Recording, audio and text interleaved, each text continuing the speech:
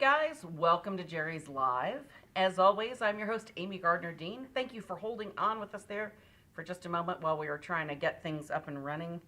Facebook is being persnickety. I do not know what's up with that, but they are giving us multiple false starts and then finally letting us go through. So we appreciate your patience, and we know you were waiting. So if you're playing along at home with us, just like always, you're going to type in on the search box at jerrysartorama.com the episode number. Today's episode number is JL98, and that'll pull up a list of all the supplies that we're going to be using today. So if you see something you like and you can't live without, it's a quick, easy way to track it down and be able to learn more about it. So I wanted to remind people, as we're kind of getting people logging on right now, joining us, that we've got the Jerry's Live Facebook group, the private group that people can become members of. They can talk about things on the show. They can ask questions. There's people that have been posting work for critiques, all sorts of cool stuff. It's a private group. You would have to go to groups on Facebook, type Jerry's Live, that'll pop it up. Make sure when you go to join that you answer that question that it poses to you. Otherwise, it won't bounce to one of the lovely ladies over here that are the moderators to be able to approve you for the group if you don't answer the question. But it's a great way to join up with the crew, see what's up. It's also where, when we've got an episode where we maybe don't finish a project and I finish it later, that's where that'll get posted. That's also sometimes where, if a show's really like highly technical, that's where we'll post the notes from the show so that you can see kind of, you don't have to try to watch it 5 and 6 times to take the notes on your own. The notes will be posted there. And it's also where we've got lots of links to other shows and things like that. Now, at the top of is it the pinned comment, Amanda, correct, on Facebook? We have it in the description. In the description, Yeah. Perfect. Okay, so in the description of this show, we've got the document that you can link to that shows the links of all of the shows that we've done so far, all 98 of those.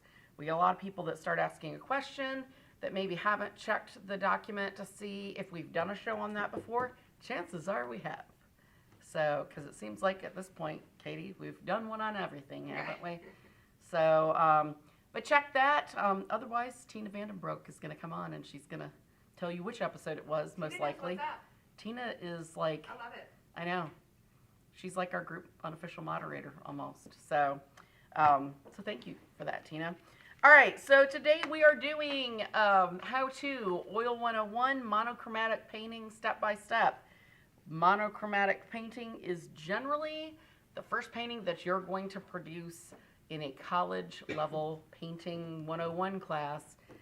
It's kind of a way to familiarize yourself with the brushes that you have, with, the feel of the paint, with learning how to mix paint, with maybe dealing with a little bit of composition and line and just brush marks on the canvas, kind of the whole introductory feel of it all without introducing color to the mix and it being, even crazier than that. Also, it's a great way, especially if, we talked in some of our color theory class recently about value. We had our little handy dandy grayscale finder. I need to just like I realize there's a little pop thing for this, Katie. I need a little lanyard so I can just wear it. And it'd be like what was it, the door on the door of the Explorer, the handy dandy. Well, she had like a little notebook or something. Or, oh no, I'm sorry, that was Blue's Clues. Wow, that was back 20-something years ago when my kids watched it. Right, handy dandy notebook, so we need our handy dandy grayscale and value finder. You will want to have one of these, but this is something where if you learned in our color theory that maybe you did not have as much of a handle on value as you thought, that you're using a lot of color to dictate the value and not necessarily the lightness and the darkness of it, this is a good way to go back to the basics, practice a little bit with value. That's a monochromatic study is perfect for that. So real quick, we're going to go over the supplies that we're going to be using before we start, just so you know what we've got. I'm sure some people will jump on, it seems like, and always ask, what are they using, what are they using? That's where the JL98 comes in handy, because you can have that list that you can actually refer to right while you're viewing. At the end of this, at the end of the episode, I would like to thank some people that donated to the Kids First Incorporated charity that I've been kind of trying to promote. So if you've donated, stay tuned for a shout out, or you learn more about it at the end. All right, so quick product review. We're going to be using Lucas Studio today. Studio is their, I mean, I guess it's the same pigment as their 1862 Professional line. It's just got slightly less pigment in it than the 1862. So it's considered, I guess, their value line. We're going to be using titanium white, burnt sienna, and then ivory black, because that is monochromatic, means one color plus black and white. So burnt sienna is going to be what we're going to use, because that's typically the color that you're going to start with. That or burnt umber, and sienna's a little brighter. So trying to be happier and not wintry. Burnt umber would be drab and sad. Today is very wintry. It's very wintry. We've been having crappy weather all day, folks. So, all right. So another thing we're going to be using, the Glass New Wave Posh Tabletop Clear Glass Palette. You'll be seeing that when we start, because the camera will come in at an angle. It's a 12 by 16. Nice. Actually, this one might be a little bit bigger than the 12 by 16. This is actually looks like a 16 by 20, because it's the same size as the canvas, Katie, that's laying over here. So, but that's a perfect thing to be able to put images under, to be able to have your grayscale under, to still be able to see through it and mix paint on top of it. A good way to check your color value with your reference photo, if you're using a reference photo, before you actually put it on the canvas, so you can kind of alter it ahead of time. Because when you're using oils, you may not be able to paint over it with lightening it, or darkening it and darkening it. So you'll get the value correct before you actually add it to the canvas. We're using that. I've got the 59S, or S59 as it's stamped, palette knife, which is, to me, the easiest knife for mixing. We've got, I put the Creative Mark Imperial Professional Bristle Brush set of 10. Did that 5 times fast? No. But that's what we had a bunch of these of, and somewhere in the mess of these is actually the 10 in that set. I just grabbed what was in the drawer, because time-wise, I figured that would make it easier, since I was going to do a 12 by 16, but had a 16 by 20 at the ready. So grabbed a couple larger brushes with that, but you'll get to see how those perform. And those are a variety of different sizes. They're flats, brights, filberts. There's a fan thrown in there, and even rounds. So that's kind of what your first painting is going to be like in college, kind of experimenting with those different brush shapes as well. We've got our grayscale value finder. We've got our tin double palette cup. I've already got it latched onto the palette, so I'm not going to remove it to show, but you'll see that while we work. I put on the list the Chelsea Classical Studio Complete Oil Painting Medium Sampler Set. It's got all these great little 2-ounce size, 1 fluid ounce size, I'm sorry, bottles, so you can try all the different things: linseed oil, walnut oil, fat and lean medium, spike lavender oil essence. It's got retouch varnish and Demar varnish, and then also a soap cake for cleaning your brushes afterwards. So it's kind of all the mediums you would need to get started. But And hands. yes, it's the cute little soap. I realized the other day, we talk about that I have these. There are 3 of them in my office and 4 of them at home. That does not surprise me. No, There's so 4 on set at the moment. Yep. Yeah, there's multiples over there even. Oh, right there. Right off camera. So we like soap. We're a clean people. For the most part, until I start getting messy, I guess. Yeah, anyway. Yeah.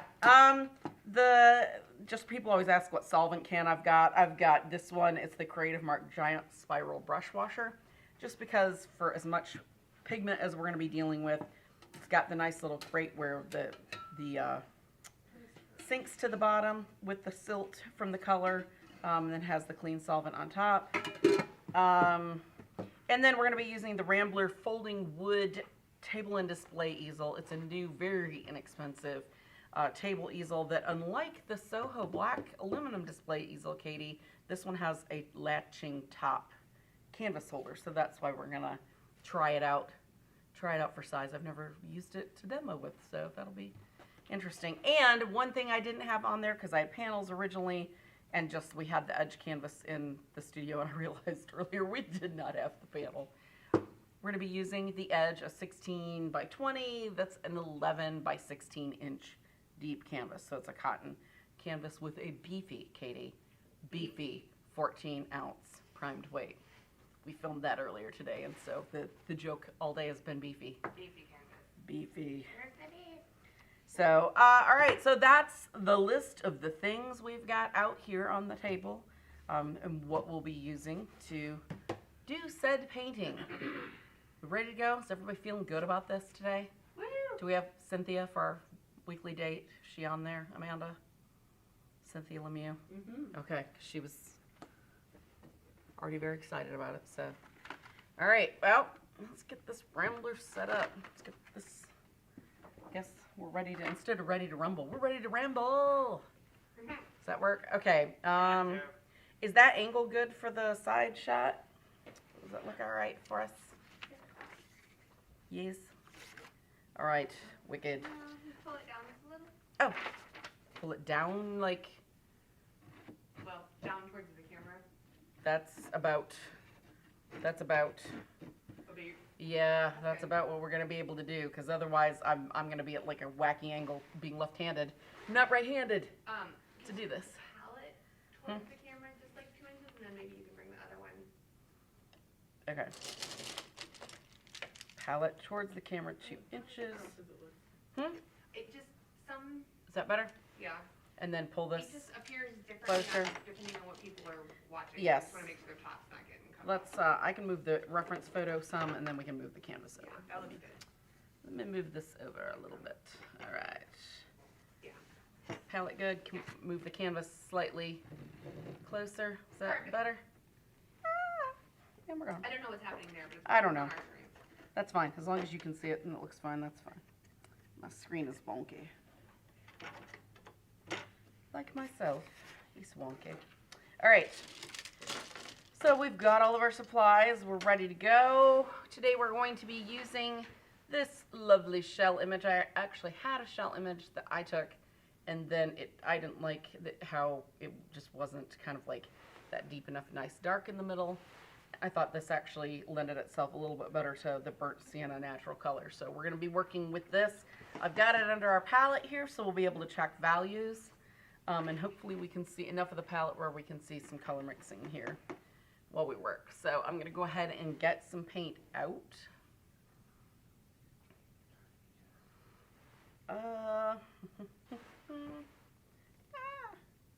Oil Saw that blip everywhere. on the table. Huh? Saw that blip on the table. Yeah. Oil everywhere.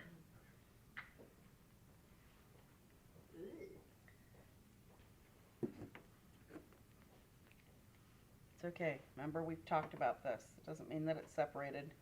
It just means what? Needs to be mixed up. Now, remember how the There's pigment extra- releases oil? Yes. After, for a certain amount of time, that only so much pigment, one pigment will absorb more oil than another, so sometimes you'll have some where it's, the earth tones especially don't need as much. I feel like that's very gratuitous. Like, I don't I'm think being they need very that much. generous. No, that's okay. We'll see. We'll see. All right, I'm gonna get rid of some of this extra oil, and I blopped some on the thing just so we're not. That's all you gotta do is just suck that little bit of extra off there, so it's not. All right. Get this open. I'm so afraid that this is gonna be very lavendery. All right. Okay, so now with most college classes, when you're going to get ready to start this with any painting, a lot of times they're going to ask you to put a ground on it. Actually had one with a ground on it last night that, Katie, what happened to it? Dropped it on the, Swiffer? yes, it got flipped onto the floor and became a Swiffer, so, and there was no It's getting, mixed media now. yes, it's fiber art almost, as it were, and my wood floor has a very interesting warmer color to it now in a 16 by 20 inch area. So it's really might be easier for you guys to see the values on just a white canvas, so we'll go ahead and do it on that. Actually did want an acrylic in hopes that it would be dry enough. No. It's not cured yet. It's like still very, because it's so wet out from all the rain. Yeah, it's not gonna work. So anyway, so we'll just use this. Now, monochromatic, what does that mean? Monochrome means using one color or hue. Last week we learned that hue is what? Color straight out of the tube, right? So we're using that burnt sienna for this, and then black and white. Black will help us shade, darkens the color, which makes it darker and kind of dirtier, right, than just the straight out color. White will use it to tint, which reduces the chroma, so reduces that color strength. And then we'll use grays potentially to tone this, which causes desaturation and a loss of pigment intensity. So this is why it's good to learn this now on one color rather than also then adding all these other colors and having to kind of learn to fight that with kind of your first painting. So now some people are, somebody always asks whenever I would have a painting student and we would do this, they've learned the fancy term, the grisaille. That's grays, right? Just only a gray painting. We're doing a monochromatic painting, so we've got the addition to a color. It's not just black and white. Why do you do this? I said again, takes that focus off the color. Also helps you learn some composition, also helps you learn kind of thinning these products, how much you need to thin. We're going to talk about fat and lean as we do this. I'm only going to use the lean medium today, and the reason is that we're not, we don't have bottom layers to this that we're going to be working from. We can, if we've got questions about that, we can discuss it, but we've also got other episodes where we've dealt with fat and lean, I'm sure, extensively, haven't we, Katie? Mm-hmm. So, all right, so what I'm going to do is I'm going to get just a very basic outline of this on the canvas for our shell. Instead of the lean medium, I've used a little bit of the Spike Lavender Oil Essence. That dries very quickly because it's just a straight solvent. So I'm going to use that. That should dry pretty quickly. That's a fancy group of pens there, Miss Frida. Sorry, They're pretty. I know. They have pens over there, and suddenly I'm like a bird with a raven with tinfoil. A bunch of artists that work here. I know. Every color under That's the like rainbow. that's like, you know, dangling cake in front of somebody that can't have it. That would work with cake too. If you had cake. Do you have cake, Frida? Not today. Normally she does. Dang it, Frida. Another on Saturday. All right. So I'm going to be using one of the cat's tongue filberts that come in this set because it's got kind of a point to it. So that's really handy for drawing. I'm going to do this with a very thinned out version of this burnt sienna so that it dries very quickly with that solvent. Now with this, you're not wanting to put a lot of paint on, you're just wanting to get, I'm going to see how far I can turn where I'm not going to block the camera but still be able to reach across here. Okay. Are we ready? Ready? Okay. Huh? Are you ready, kids? Kids, don't try this at home. Wait, no, try this. Kids do try this at home. Yes. In a properly ventilated space. Yes. Yes. Or wear you a mask. Well, that's an option for you, Frida. I know. Not everybody is as sensitive as I am. I can't help it. All right, I'm just kind of trying to get some of my shapes in there. This is where this doesn't have to be perfect because you can fix things in the paint actually as you go. This comes in here. And some of this, like this is really dark, so what I'm going to do is take a t-shirt because this is not where you would want to use those Soho wipes because there's solvent or soapy stuff in them, right? You don't want that in there because that could potentially make your paint not adhere properly. Okay, so I've got a little too much here, but we can get rid of that with our black, okay?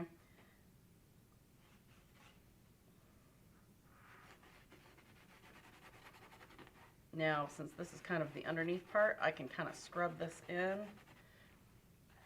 If I was anybody else, I would say go get like a flat or a bright that's a little bit shorter. All my brushes end up getting scrubbed down, so, and I like the filbert because you can draw and scrub really easy and make kind of your own shape. So I'm just gonna kind of scribble some of this value in with this very thinned paint that I'm seeing here to kind of get that shape. Ladies, if you get questions, just go ahead and fire them out with this. Okay.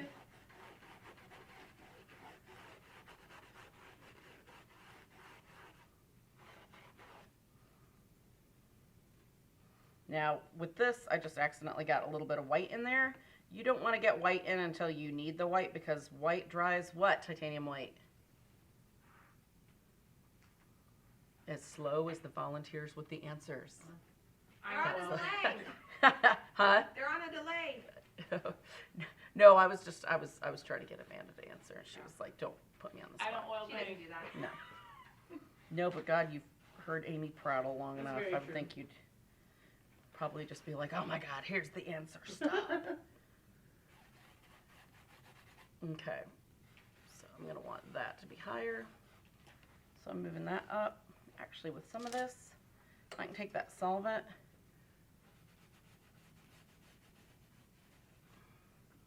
Soften that with the solvent just to kind of scrub the part out that got too low in there.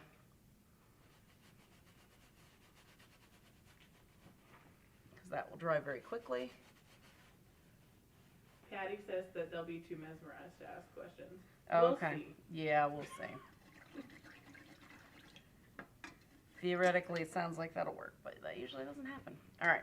So now we've got kind of just an image of what we've got going on here.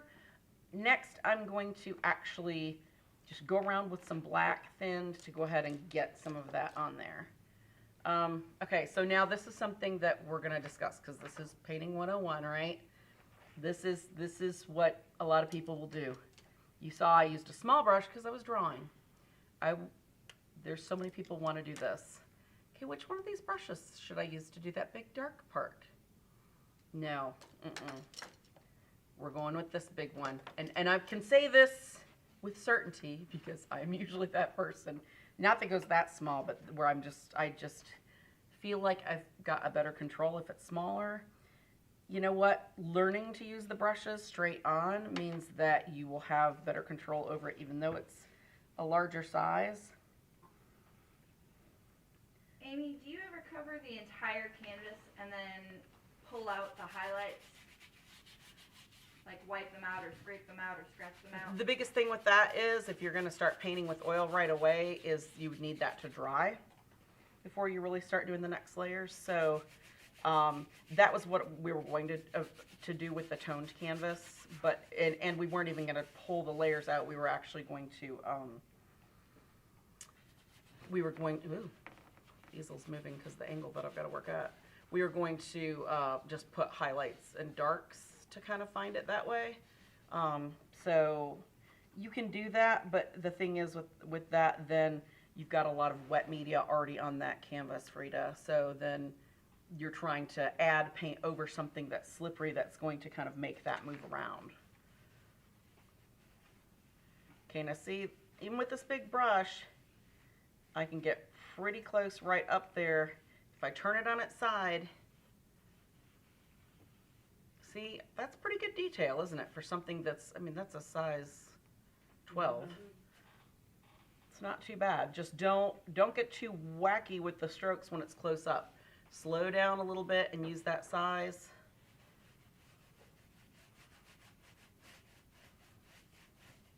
Such a good noise. Can you hear it? It's the edge canvas. That's like one of my favorite cotton canvases. I love the edge canvases. I like the primer because you can, it's absorbent enough where these lower layers bond to it really nice. And it's dry enough where it kind of soaks it in, but not so dry where adding your oils just keeps sinking and sinking, you know? They can hear a little bit. I was asking if they could hear the scratch of the brush.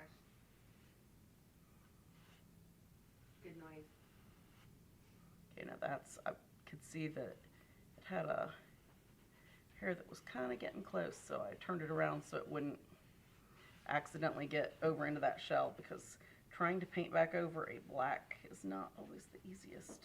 What size is this canvas? Is this a 12 by 16? No, it's a 16 by 20. Yep. And they can see, okay, good. They can see on here kind of the values of that in comparison to our actual painting that we're using. Whoops, not enough solvent on there.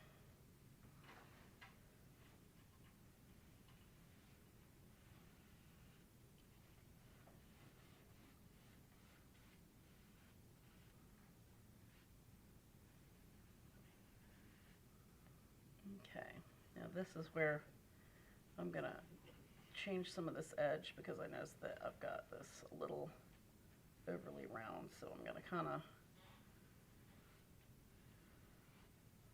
off that part of it. Now you can see over here that this is almost dry in some of these lighter areas that I've put that solvent in, because it dries that quickly. Over here I've got a little bit more paint in the mix. We're not looking for this to be like the final, you know, straight up background color, because I probably would go back into this with some burnt sienna mixed in, but just to get our darkest value, so we can, and kind of get our subject ready outlined so it's easy to see it, since that picture's nice and dark. They were wondering how you knew that was not enough solvent. You can tell by how your brush feels on the canvas. Wet paint, in case you didn't hear what she asked, because I don't know if the mic's picking you guys up or not today. She asked, how do I know that's not enough solvent that I'd added, and that's why I needed to add more. The paint straight out of the tube is going to have some drag to it with this brand. Some brands will be wetter and some won't be, but this brand, there's some drag to it, so it's sticky. It's like you got a little bit of honey on the brush, if that makes sense. So you can tell by that grab on the canvas texture that that's definitely doesn't have enough solvent to make it slip and slide where it's going to kind of move around. At the same time, you can tell if you've got too much solvent when it's starting to get, you know, really wet and messy and all that. In here, if I was doing this with like a lean medium, this would be too wet. This wouldn't be dry enough for me to layer on top of. But you can see, this is already, see, look, dry to the touch. Okay, because that's how quick that lavender essence evaporates, the spike lavender. So obviously it's going to be, obviously with this black where I've added it, there's a higher oil content in it. So that's going to not be as, that's going to take longer to dry than the burnt sienna kind of underdrawing, but it's going to get there pretty quickly. You can already kind of see some matte areas in the painting, maybe. I don't know if that's picking up on the monitor or not. So I'm sorry. You're fine. Talking through the next question. Susan was wondering, and I have a feeling this might be because this is a quick painting, but why you filled in the black already? Like, what if you needed to make a change to the basic shape? I can still do that. She asked why I filled in the black already. I can still do that. Anytime you're working with a painting, just because I've got that outline on there doesn't mean that that's set in stone, Susan. I will constantly tweak the edges of something, and it's actually good to. You don't want something to, in a final painting, look like a cookie cutter outline. Okay, you want there to be some interest where your line's very hard in some areas, and then it's almost blurred and soft in others. That adds like strength to those stronger parts, and then kind of a really nice softness to other areas. All I'm doing is just trying to find that outer edge of this, and I will tweak it, I will push it with negative and positive space as I go with any type of a painting. Okay? Hopefully that makes sense. Okay. All right. So now I'm going to try to find kind of the mid-tone values in here, in this little kind of area of our shell, where I've got this here. Just to decide how dark do I want this to get, and then kind of where are the values in between as I work, okay? So this is where I, grayscale, took a nosedive. This is where I'm always telling people to squint. And I noticed on the comments from last week, some people were saying, I don't see it, I don't see it. And part of that might be our cameras, but if you squint with that, maybe it'd be easier to hold it up here since the glass may have some sheen. If you squint, the value of kind of the hole here is not that far off of number 2. It's a little bit actually darker, I think, than number 2. What do you guys think? Yeah. So I'm going to want to kind of get that darker value, and then I can tap it on my glass here to see kind of is this going to work or is it not. Now, with this, since it's a monochromatic painting, I can do one of two things. I could make this have some brown in it. I could make it just a dark gray. I don't have to use this color. It's good to have it there. Now, for small areas like this, I do not always use a palette knife. I will just touch the paint and get that. And just kind of see, is that actually looks still a little bit too light. So I'm going to take a little bit more saturation of the color. And because this is an oil painting, it's not going to dry on me like acrylic would, so it's not like I'm wasting this paint that's here. I can still add to it and use it. That I like. When I squint, that looks very similar to that. Can you guys kind of see that through the glass? Let me see if I can pull it up for 'em. Okay.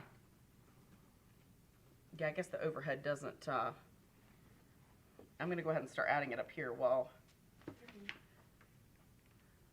I'm gonna try to zoom in as much as I can on that shell if you want to show one. There you go. okay. So, oh, perfect, yeah. See how you can see that on the glass? It's if you squint, that's pretty much close to the same value, just right there in that corner. So what I'm going to do is kind of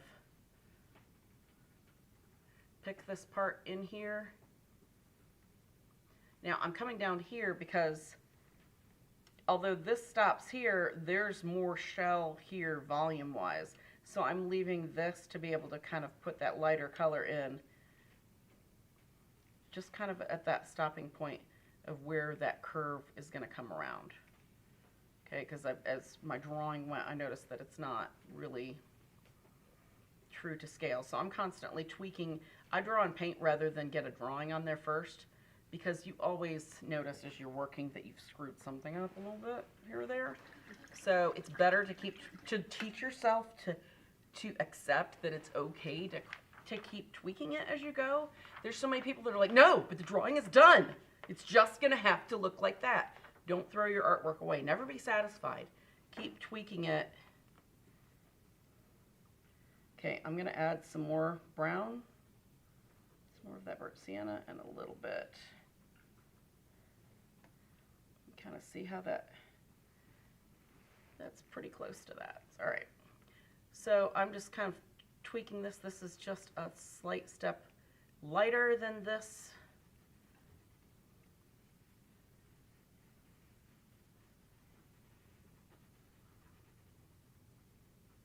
Now right now I'm just kind of using that color itself. I'm actually going to add a little bit of lean medium. So if I want this to go on a little softer, I still have some of that spiked lavender oil in my brush. I wet it down before I started, but I'm not sure how much of the lean medium I want to add just quite yet. Okay, can you guys see, can you see with that above camera that value change at all, or is it kind of hard to see with the camera that this is slightly different than?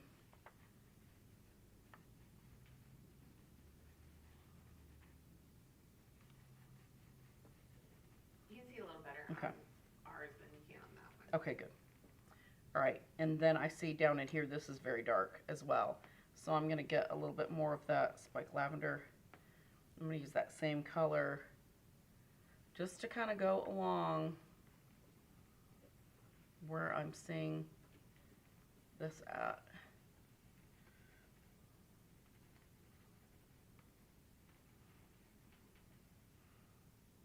Okay. Really dry brush a little bit of this in. This is what I call notes. This isn't going to stay like this. But this is notes to kind of remind myself not to. Sometimes when I paint, I get really excited and I'm like, oh, look, I'm done. I leave little notes to myself everywhere. So some part that doesn't look unfinished, I'll remember why, rather than taking a physical pen and leaving a note to myself somewhere else. It's just painter notes. All right, so got that in there. Then kind of the next value change, I'm gonna go slightly out from here. I'm just gonna keep adding that little bit more white and kind of see what happens. That is too gray, so I'm gonna bring in some, I don't like how gray that is. I'm gonna bring in a little bit more saturation with the brown itself and then mix some more of that. There, I like that better. Can you guys see that that's pretty close? Pretty similar value-wise there. Yeah, you can't even see it. Mm-hmm.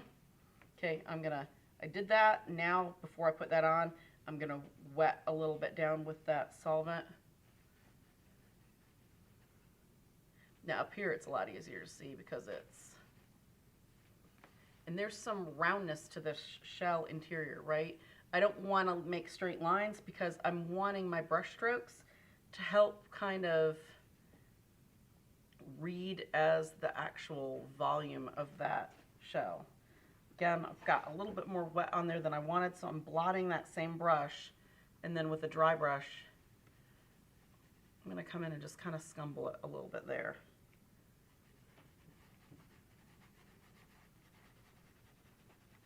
To kind of make that little bit lighter tone, but use that same color. All we're doing is an underpainting for this. I can go back in with other colors and add some of kind of that kind of a little bit brighter tone, maybe with a little white to make it a little more pink. But I'm just kind of trying to see what I've got here. This is going to need a little bit more white with that black. All right, so I'm going to start going along and enhancing this edge and finding that. Notice how my hand is locked. I'm kind of using this almost like as a fulcrum here to find that rounded edge. It's not quite round, it's a little straight right there. So I'm going to bring that down.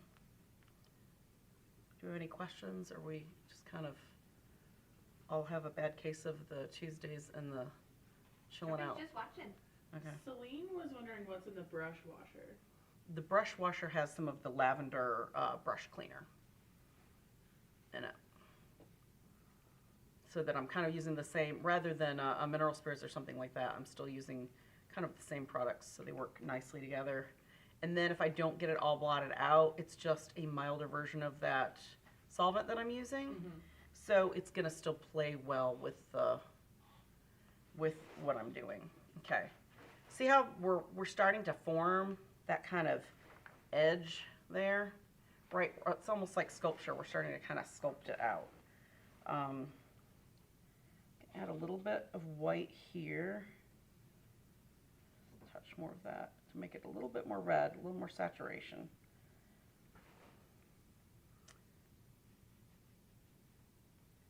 It's going to kind of go in and kind of touch and pull a little of that black out where we kind of went into it. And then I'm going to blot that out, just so it's pulling some of that color out, so it suggests that kind of turn, but without actually keeping that color there. Because once you start pulling that black and you don't rinse the excess out of your brush, you will have black everywhere. Adding a little bit more white. That's kind of the value of in here. So I'm going to start kind of pulling up some of this kind of grayed out color. Can you guys see how I'm kind of cutting back and forth between the between under my glass here, just making sure that that's actually going to match that pretty well with that value? Is this starting to make a little bit more sense to everybody? Mm-hmm. Let me know if that's what they're saying. So, because I know that was something that everybody seemed like they had a little bit of problem with. So I just want to make sure that this demo is making that make more sense. They've never seen working under glass, and they like it. Okay. It's a handy thing to do. It's not something that I've ever done, and I've seen, recently I saw some instructors that talked more about value using that as a technique, and I was like, hey, we sell this palettes, that's a good idea. Okay, see how these little touches in here and there all of a sudden are starting to make this twist in, right? It's not flat anymore. It's starting to make this look like voluminous and more rounded. So all we're gonna do is kind of go around. It's bad to like just, I started here, but notice I'm not still working out. I'm trying to kind of go around to all sorts of spaces. All right, just to kind of be working across the whole thing rather than getting one whole area really done and then going, ooh, I didn't work over there yet. All right, now I'm using a little bit of the whiter white. I am putting a good bit of this spike lavender in it. Actually, this is probably not the brush. Now that I've gotten that, let's get another one of these filberts just for a little bit more. Actually, I'm gonna do something I've never done. I'm gonna use a round, Katie. What? What?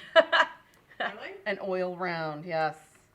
Because I want to work on the edge, kind of weird. finding this edge. I know. It's a first. I don't like rounds. Man, if this was yesterday, I think you were April Fool's in this. I know. Okay, so I'm putting some solvent on that so that white's not going to take as long to dry.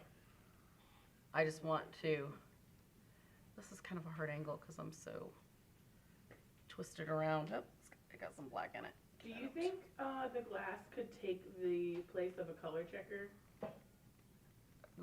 What does that mean? Like, I guess if you can show it on your, if you can like test it on the glass, would you really need a color mixing guide or? If you're trying to just do a color photo from it, but right now we're just checking values. Mm-hmm. I mean, it would help, but a color mixing guide's not going to tell you what you need to mix with what to get something. This is just a monochromatic. Obviously, we're not getting the same color as this. We're looking for the same value, so the same kind of where it is on the grayscale, right? I mean, I guess you could theoretically use it. It's just not a replacement for a good kind of color chart, as it were. Mm-hmm. I can see this, but it's really hard to see on the screen because it's white. Yep, it's picking up black, so we're gonna get rid of that. And wait till the black's got some chance to dry. Actually, I'm gonna go back in with this and some solvent and see if I can wipe that out.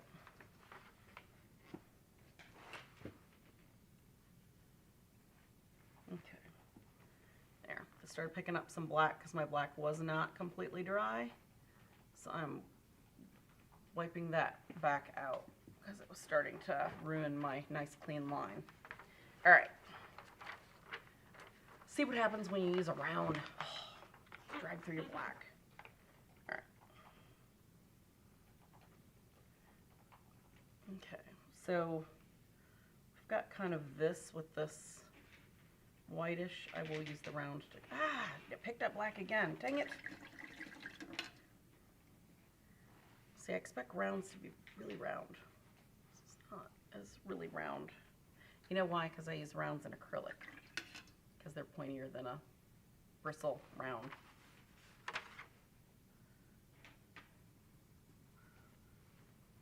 going to wipe that little bit of excess out. Alright. We'll let that dry a little bit. I'm going to go ahead and put this through here. Now see how that's showing up? That's because that's over that nice dry burnt sienna that I had, right? Now this isn't straight white. It's got a little bit of burnt sienna in it. I'm just trying to find this kind of nice little shape. YouTube viewer PCM Designs wanted to know if you ever make pre-mixed gradations of color on, he said on the class, but I think what he means is on the glass palette prior to using it on the canvas. Or do you just mix your colors as you go? You can do that. I tend to not, and I'll tell you why. Because I think, especially when you're learning, you're not gonna, it's helping you mix large amounts of color. It's taking a lot of time, and you may not use all that color, number one. And number two, people tend to feel comfortable with the colors they've made and not kind of learn to mix on the fly. And I think a big part of being a really successful oil painter is being able to be mixing as you go, if that makes sense, and make corrections and additions as you go. Because otherwise, it starts, I've seen a lot of people that get too much comfortable and too attached, if that makes sense to the viewer, way too attached to those colors that you've pre-mixed. So sometimes it'll start looking way too much like a paint by number. So that would be the only thing that I would say. If you like that idea and it appeals to you, I would caution you to not mix a whole lot of color all at once. And I would caution you to try to kind of also adapt and variate with those colors kind of within themselves, if that makes any sense. Plus with this, when you're adding one color with the black and the white instead of just the variations, each color is going to perform differently. Each color is going to, some colors take a lot of white to tint because they've got really high color strength, right? Some of them you put a little bit of white in and the color goes poof and is gone. So it's kind of teaching you how this color performs with black and white and grays being added before you actually have to be on a painting where you've got a time crunch or where you've got a whole lot of colors and a lot of things going on,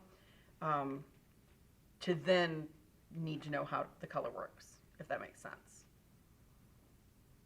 I mean, Frida has known me for a long time, and Frida actually reminded me that I had a painting at home that was a monochromatic that you remember from, like, it's got to be 5 or 6 years ago. Yeah, because it was Michael Harding oil Yeah, paints. yeah. Michael Harding was giving out oil paint colors at the Carolinas, and he gave me this beautiful scarlet color, and I went home and actually did a painting of my dog in monochromatic to see how that red worked, because some reds are very tricky, and I was like, I'll be the judge of this, and then I was like, I love this color. So I have a red painting of one of my dogs. So that was kind of funny. One of your fawn colored dogs at that. Yeah. Yep. All right. Did that explain what I meant about have them let you know if that made sense to them? All right, I've got kind of a darker thing here. It's slightly lighter than kind of what we've got for our black around it. I'm gonna tweak and soften some of my edge here. How are we doing on time, Katie? About 10 minutes left. Okay. So we'll do that, and then this is something that I'll try to work on and take photos in stages, and so I can do an explanation of those stages for them. You should also put up the picture of Melody so they can see that one as well. Oh yeah, I will do that. If you follow my Facebook, I'll put it up at. I've got people that follow one and not the other, so I'll put them up at the Amy Gardner Dean one, and then I also have Crazy Dane Studios artist Amy Gardner Dean. I'll put them up at both. So the Crazy Dane Studios is like commissions and things like that I do that are the non-Jerry's related. Okay. All right. So now I'm going to go in. Let me get another brush because I'm starting to favor this one brush, and we're going to break that habit. Let's do one of these nice longer. Okay. I'm going to start trying to find some midtones to fill in here just so we can kind of show what that's about. Get it wet with the solvent so that it's already going to kind of be drier. All right. Pull over some of this color. I don't want any black. I've got a lot of black going on in this mess here, so I'm going to try to just go where we've got a little bit more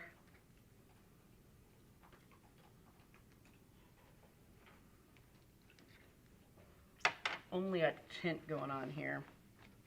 Sorry, needed to pull up some more solvent.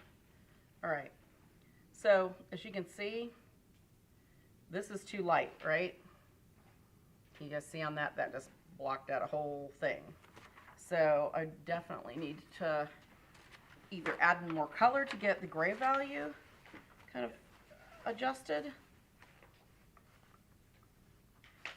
Take this off so we can get those other colors off. And see right back down to it.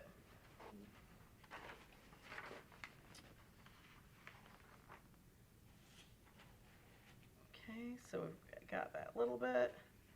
How are we doing with this now? That's closer, right? Yep. Move that.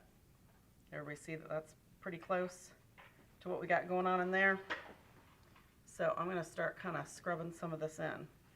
It looks very dark compared to there to this because I'm doing it on a bare white canvas, but we'll be filling back in and around it. So what I'm trying to do is kind of read this texture that comes around and that stops kind of with this mark in the shell. So again, I'm going to make a visual note to myself. This will probably be painted over, but I'm kind of trying to find where that is. You know, I don't sometimes when my son first saw me putting notes on my painting, he's like, ah, that line's not there. What did you do that for? It's about the note. You can paint over any of this stuff. Just because it's oils does not mean you don't have the ability to paint back over it. And that kind of scritchy scratch I'm doing is just scumbling.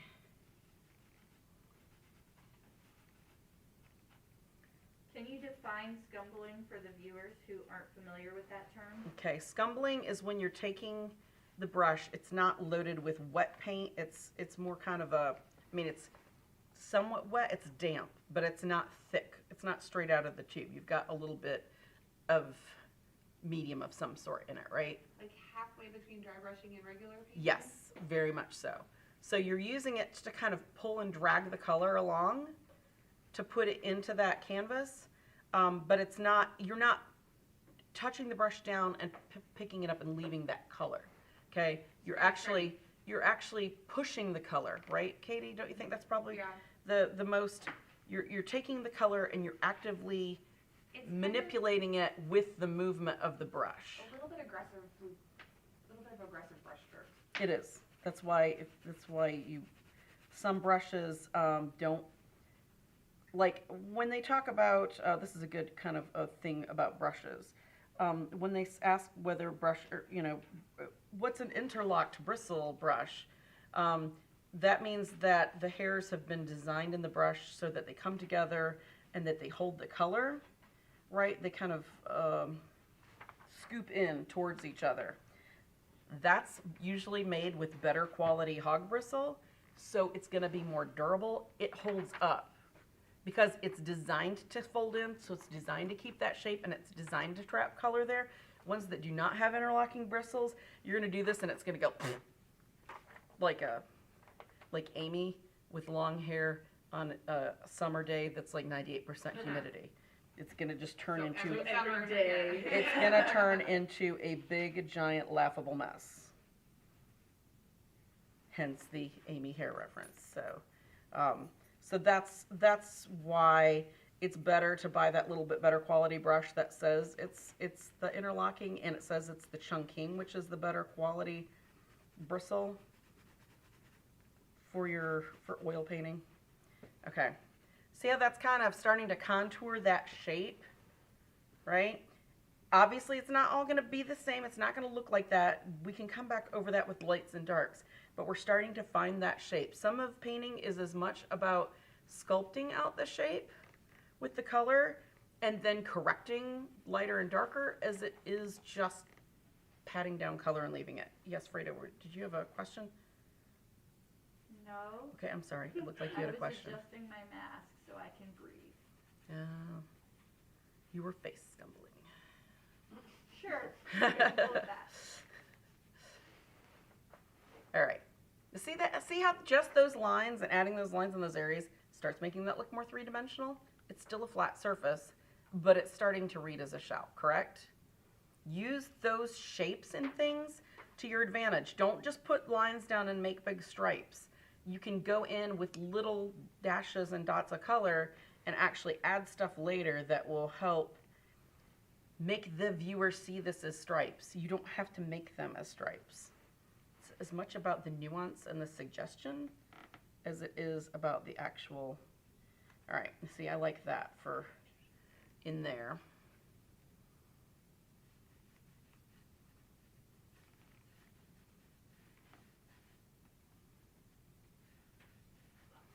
I guess people probably need to get their questions in because we're gonna be ending soon, correct?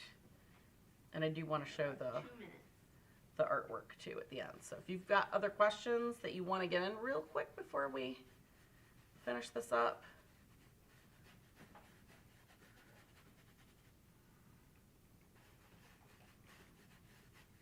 Don't let the scritchy scratching It sounds so good. make you fall asleep. Now this, I'm just gonna kind of, this isn't the exact same value, but I like this color, so I'm gonna use this to kind of come into here, and then I'm gonna pick out my slight lights and darks with it, because that looks, I like that. Actually gonna kind of scumble into that damp color.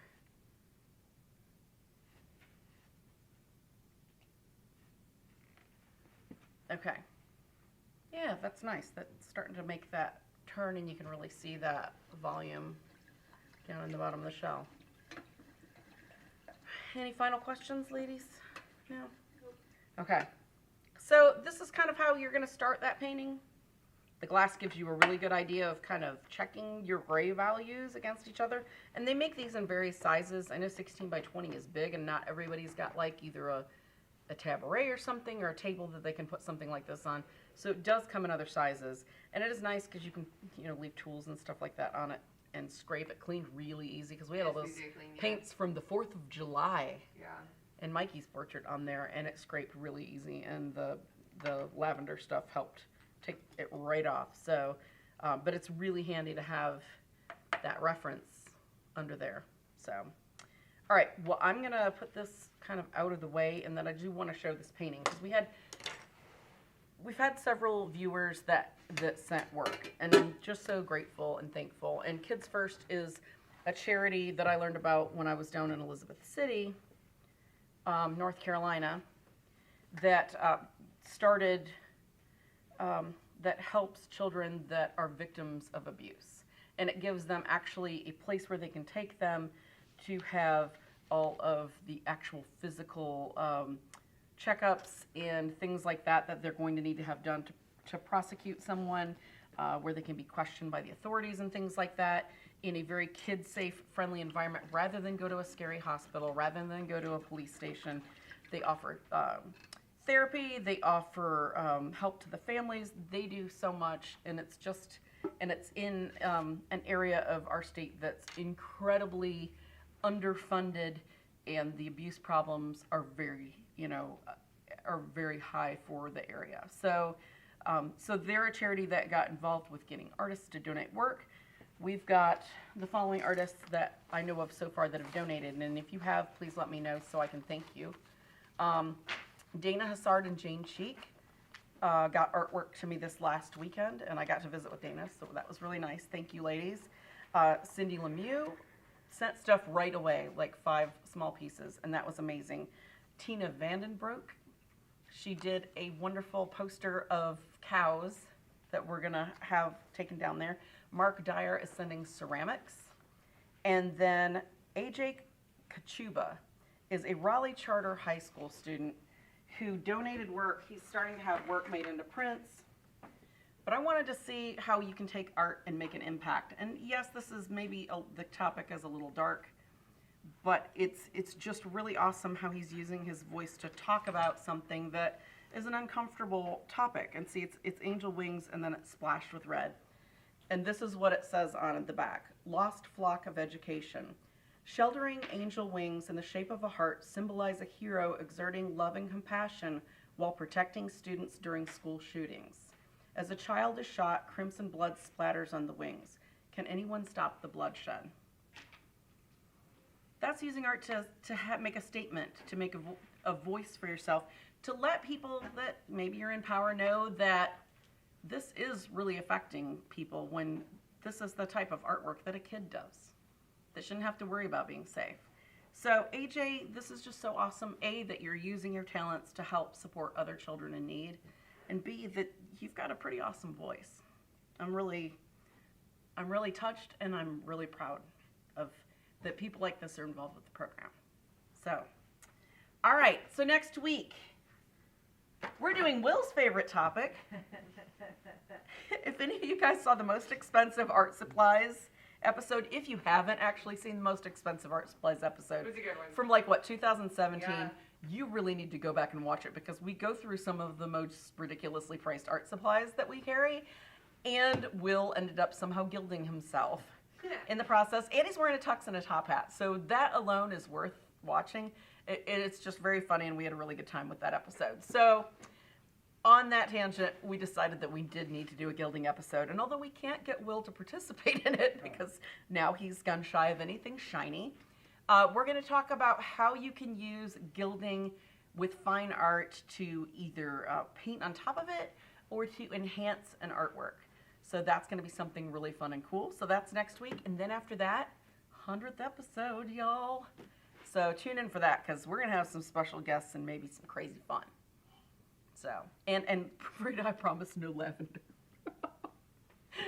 Frida has to wear a mask when we've got that because she does not like lavender. So, all right, guys, thank you for watching. Take care, and we will see you next week for gilding. Bye.